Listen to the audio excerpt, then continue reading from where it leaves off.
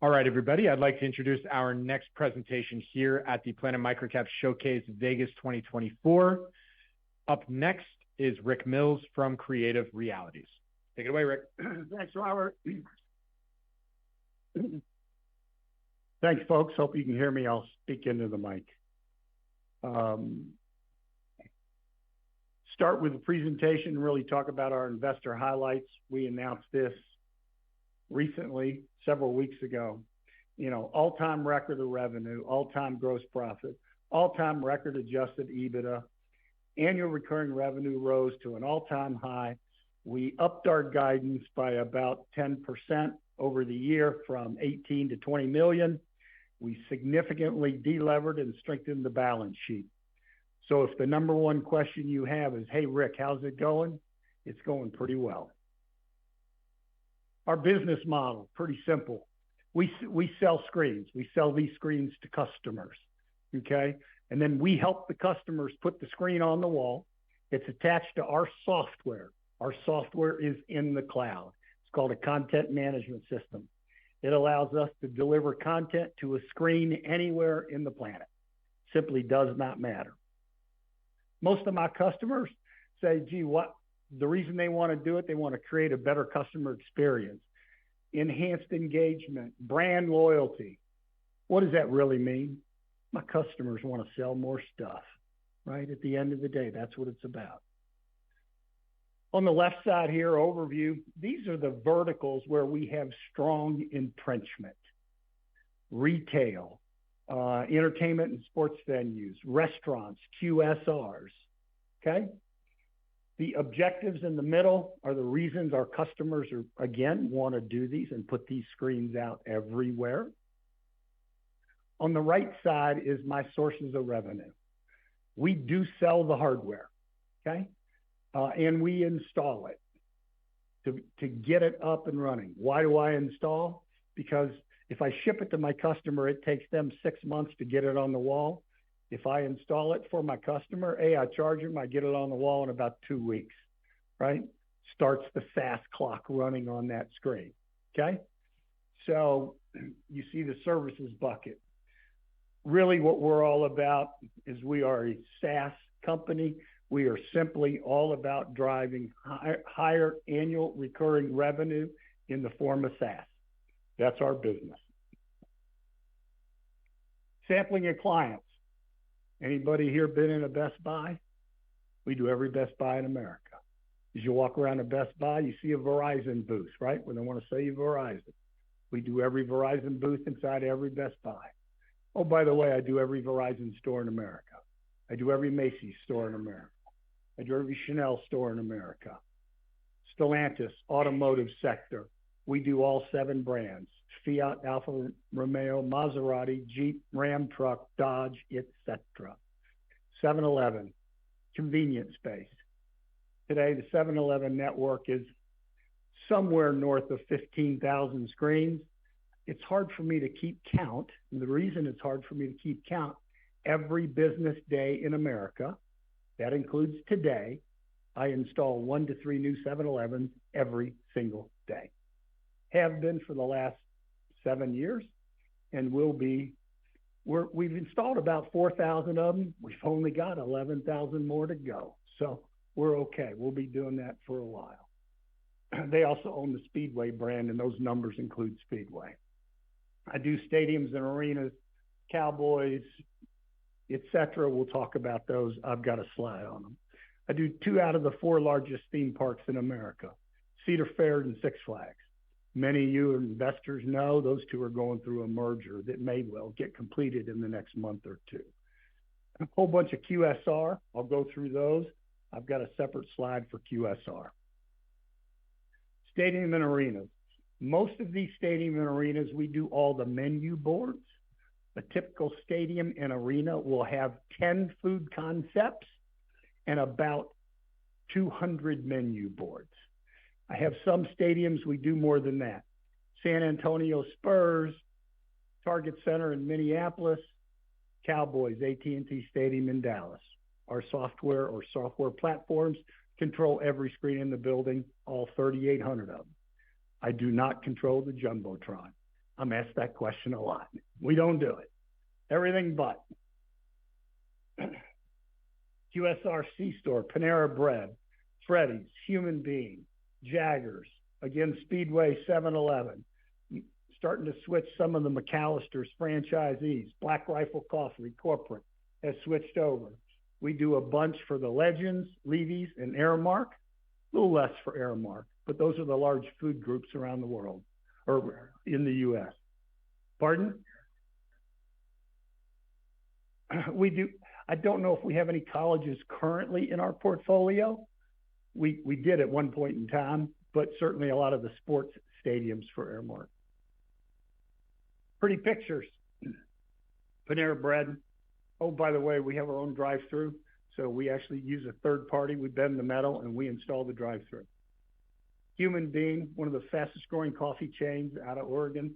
They have 250 stores, or 270 up and running today. And you can go out and look. They released their own internal PR. It came out 2 days ago, where the Human Being talks about how we provided digital to their stores and how it's improved the operation of their stores. So Human Being just released that. 7-Eleven. This particular 7-Eleven has two food concepts, okay? Throughout 7-Eleven, they have 16 different food concepts.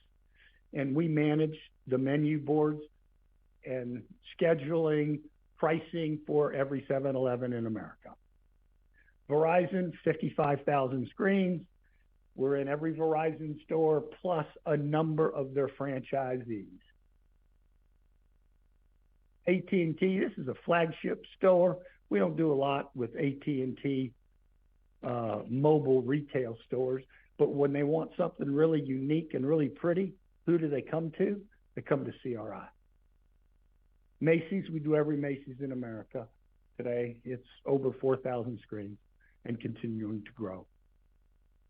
Chanel, longtime client. By the way, one of the questions I always get, well, Rick, how sticky is this? How long have these customers been around, right? Best Buy, 15 years. Verizon, 12 years. Chanel, 13 years. Chrysler's been a client now for 20 years of the combined company. Freddy's, 8 years. 7-Eleven, 7 years.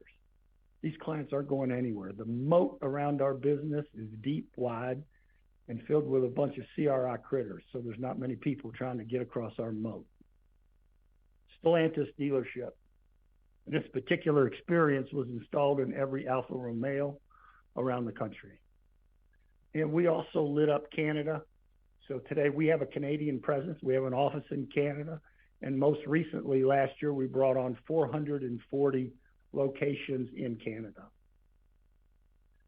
This shows where our physical facilities are.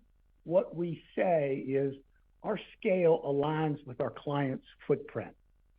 I hope people walk away today seeing and understanding we are built for the enterprise structure and enterprise customers across America. I always tell folks, I'm sure there's some local restaurant here, Sally Sue Fish Shops, got 10 or 12 locations. I am not the best choice for Sally Sue's Fish Shops. She's going to be better off served by a local, very small firm that can give her the hands-on attention she needs.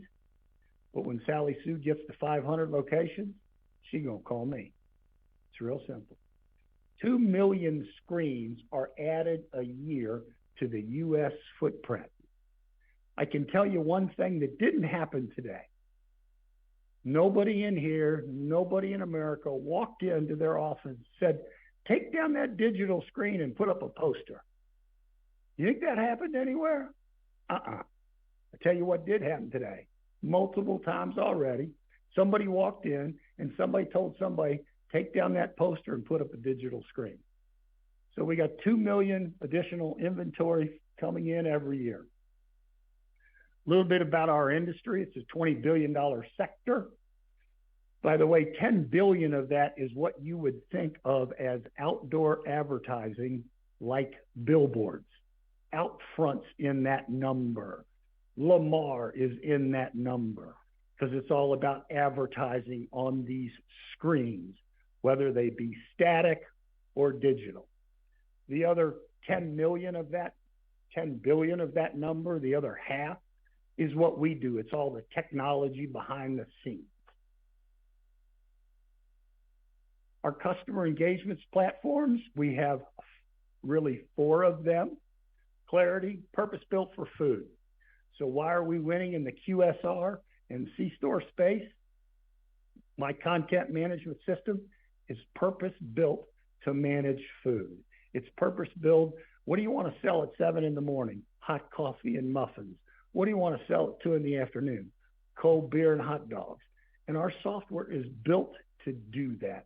And customers, when they see it, they try it, they feel it, they go, this is just exactly how I run my business. Well, that's correct. And that's why we built it that way. Reflect View, currently built for retail. Folks like Verizon uses it. Best Buy uses it. Macy's uses it. It's color, style, size, all the things you got to have in general retail. Clarity doesn't do color, size, style. It does caloric content and all the other things. Third platform is called AdLogic. AdLogic is an ad serving platform. These customers today are saying, hey, Rick, you know, I got all these screens out there. How do I monetize them or generate revenue? 4 years ago, the 7-Eleven network was an OpEx expense.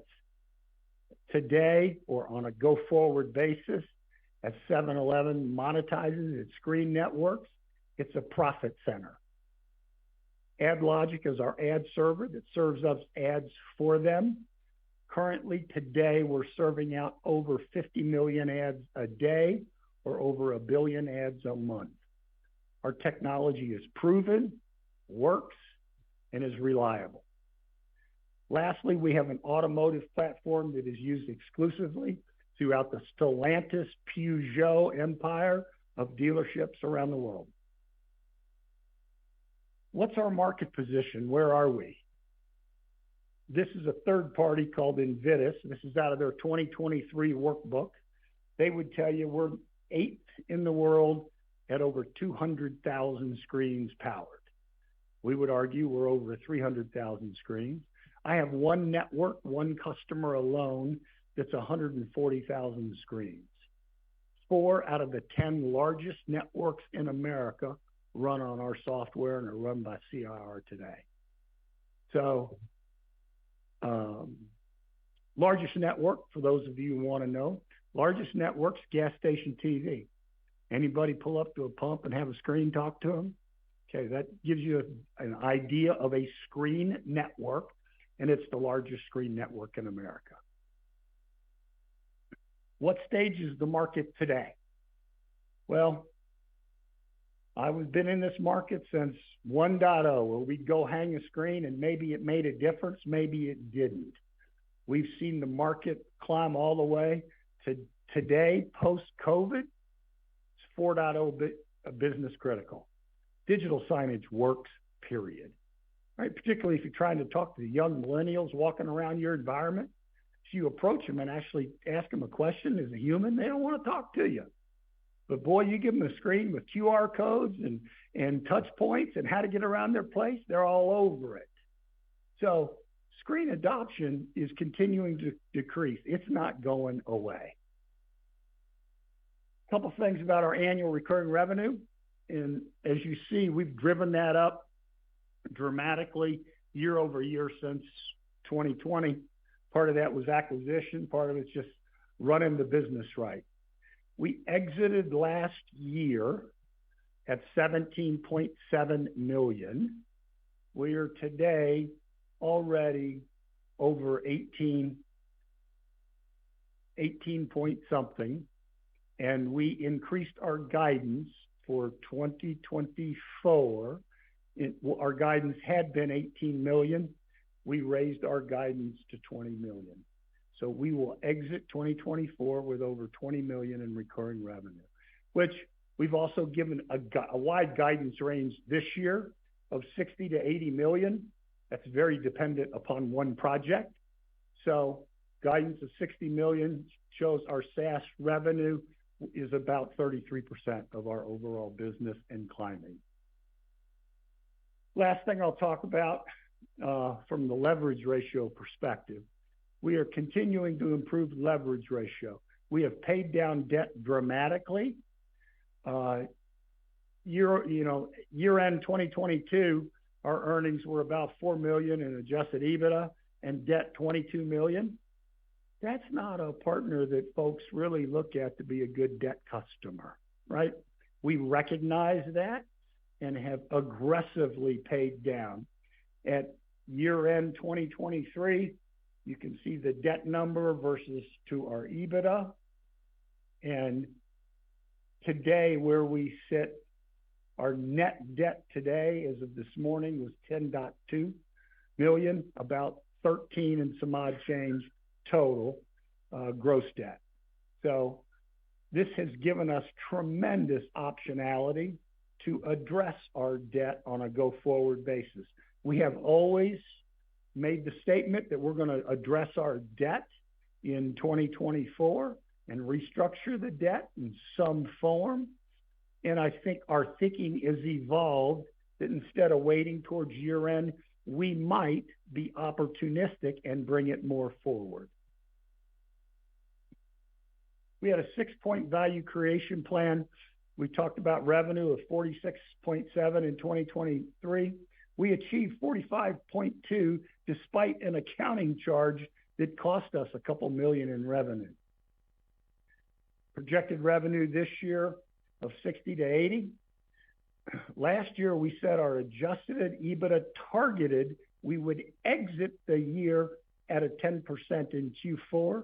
We achieved 11.2% for the entire year. We project this year EBITDA of 12 to 15% based upon an exit. And obviously the 12 to 15, hey, Rick, what's the difference? The difference is, am I going to do 60 or am I going to do 80 million? At 80, trust me, the EBITDA is closer to 15. At 60, the EBITDA is closer to 12. But that's the way we're running the business. A very disciplined approach to reduce debt and financial leverage. We have 2 analysts currently covering us, and I'll let you all kind of look at the rest of the slide. It speaks for itself. And with that, I'll open it up for Q&A. Who's got questions? Yes, sir.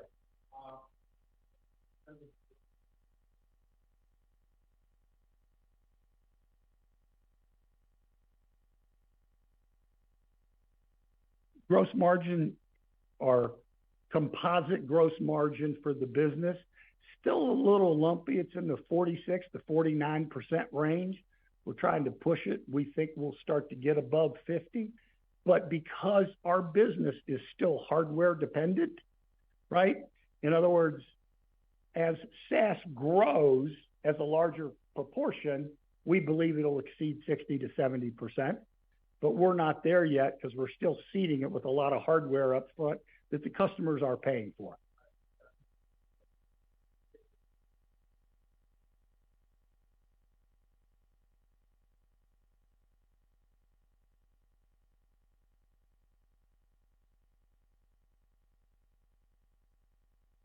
Okay, so the question really is, what's the composite breakdown of the margin in the 3 buckets of services that we offer today? Composite margins are follows, and we don't lose money on any of them. Number 1, the hardware we sell at about 20 points. Number 2, a bucket of services. That would include installation. It would include content management. Maybe it's content creation, content scheduling. So a whole bucket of services. That's a 50-point gross margin. Our margin today in SaaS, we believe, is around 82, right at 82%. We believe we will drive that north of 90 as our SaaS portion increases. Is that helpful?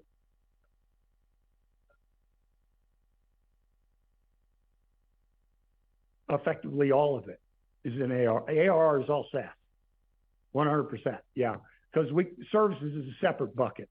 If you look at our financials, about 30% ARR in 2024. There'll be about 20% in services, and then the other 50 45 to 50% will be hardware, seeding additional revenue opportunities for the next year.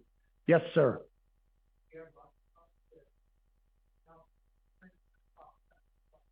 Yes.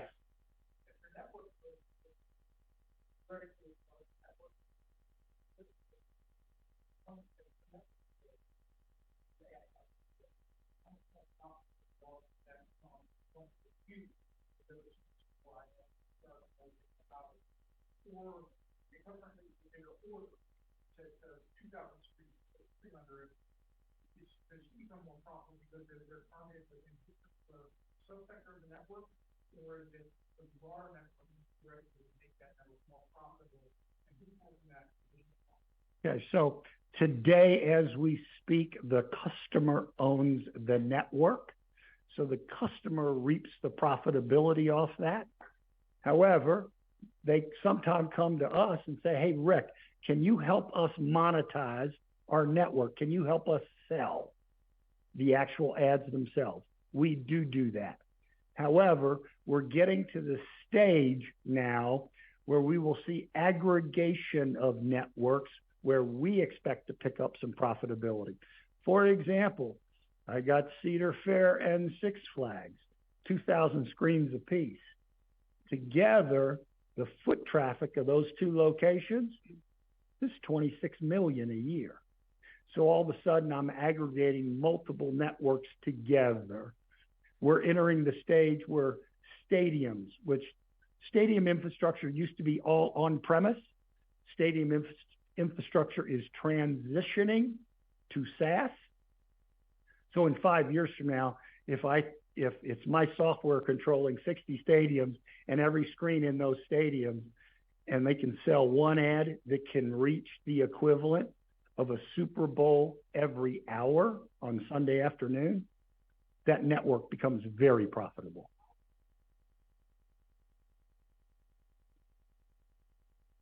Yes.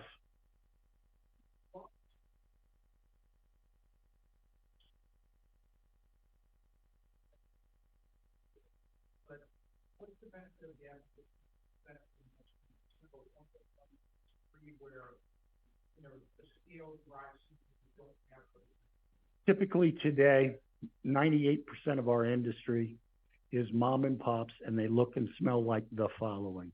They do somewhere between 4 and 12 million in revenue. They've got 30 to 50 employees. They've got one large customer that might be 25% of their revenue, and their EBITDA, they make maybe 400K. It's a lifestyle business. If you take that business and aggregate it onto our business model, out of that 10, 12 million in revenue, 45% drops to the bottom line.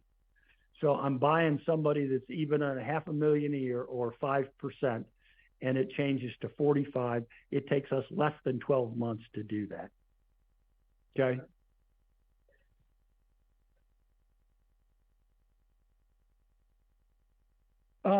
Just scale. You know, gives me larger content groups. I buy more screens.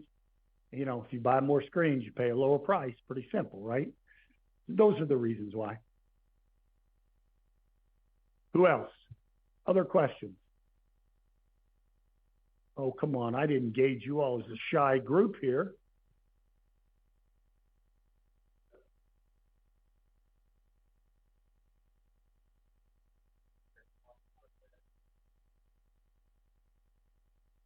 Today, probably 80 to 85% of our customers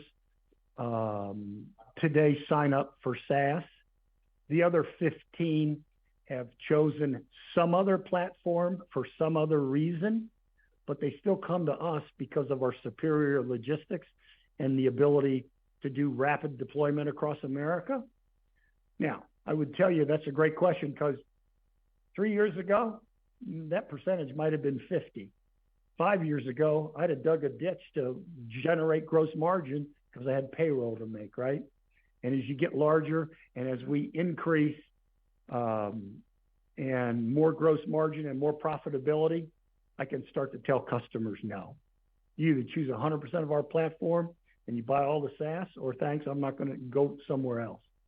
We're not there, but we're awful close.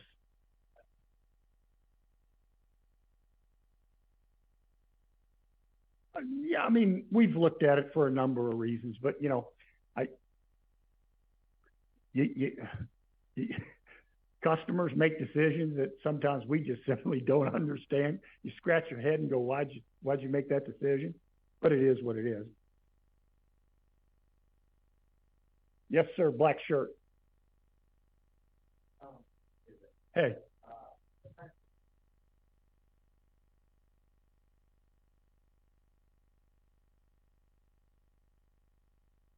Okay.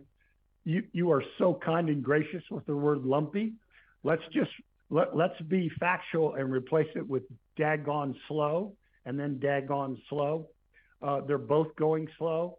We currently, as of today, are not ready to change the guidance range because it continues to move at a snail's pace. And by the way, it's not because of us, and to a certain extent, it's not because of bowling.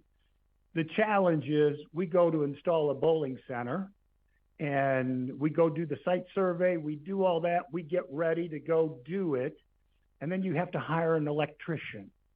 An electrician's got to show up to install 6 plugs in a bowling center, right? Go find an electrician in America today that'll show up for 6 plugs.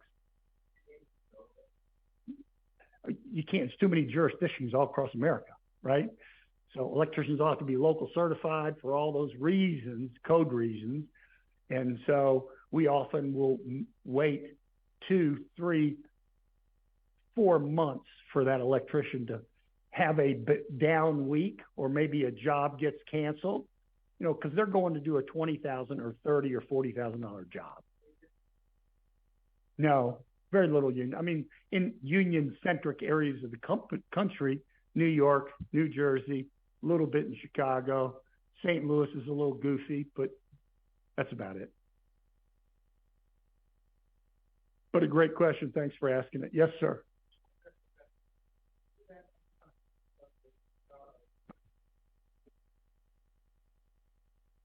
That would all depend upon the multiple that we have to pay.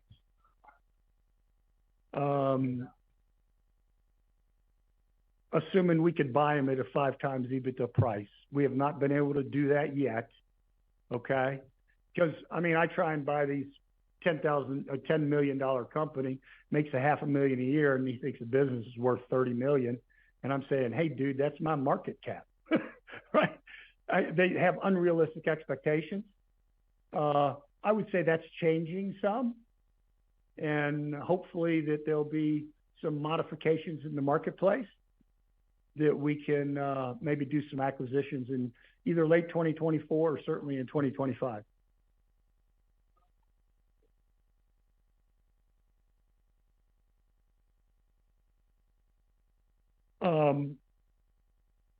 You know, again, that's the reason we haven't done acquisitions in over 2 years, because the multiples just been goofy.